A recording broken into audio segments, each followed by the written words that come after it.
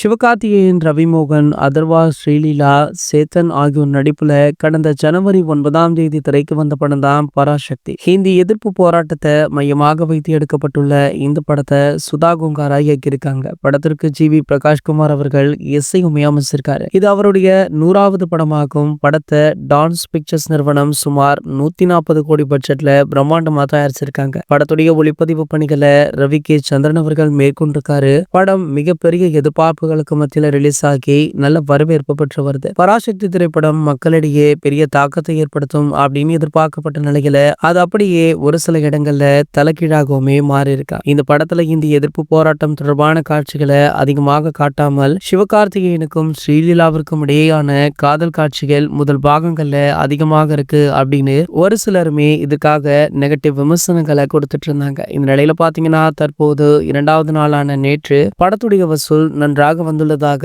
ஒரு சில திரையரங்க உரிமையாளர்களுமே சொன்னாங்க. இந்த நிலையில பாத்தீங்கன்னா சுதா கோங்காராவுடைய அடுத்த படம் யாருடன் எந்த ஹீரோவுடன் பண்ண போறாங்க அப்படின்ற எதிர்பார்ப்பு அதிகமாகவே இருந்துட்டு இருந்தது. இந்த நிலையில பாத்தீங்கன்னா பராசக்தி திரைப்படத்துடைய ப்ரொமோஷனுக்காக சுதா கொடுத்த ஒரு சில இன்டர்வியூஸ்ல நம்ம சூப்பர் ஸ்டார் பற்றிய ஒரு கதையுமே சொல்லியிருப்பாங்க. அதாவது முழுக்க முழுக்க ஒரு காதல் கதை, சூப்பர் ஸ்டாரை வைத்து எடுக்க வேண்டும் அப்படின்னு சொல்லியிருப்பாங்க. இதுல அடுத்து பாத்தீங்கன்னா தற்போது சுதா அவர்கள் 2-3 கதைகளை கைவசம் வச்சிருக்காங்களாம். அதுல ஒரு கதை நம்ம ஏகே அவர்களுக்கு ஒத்து போகும் அப்படின்றதுனால ஏகே அவர்களை அப்ரோச் பண்ணவுமே அவங்க ரெடியாக இருப்பதாக சொல்லப்படுது. ஒருவேளை அப்படி சாத்தியமானால் இந்த திரைப்படம் ஏகே 65ஆக உருவாக அதிகப்படியான வாய்ப்புகளுமே இருக்கு. இது போன்ற செய்திகளை பத்தி நீங்க உடனே தெரிஞ்சுக்க நம்மளுடைய சேனலை மறக்காம சப்ஸ்கிரைப் பண்ணிக்கோங்க.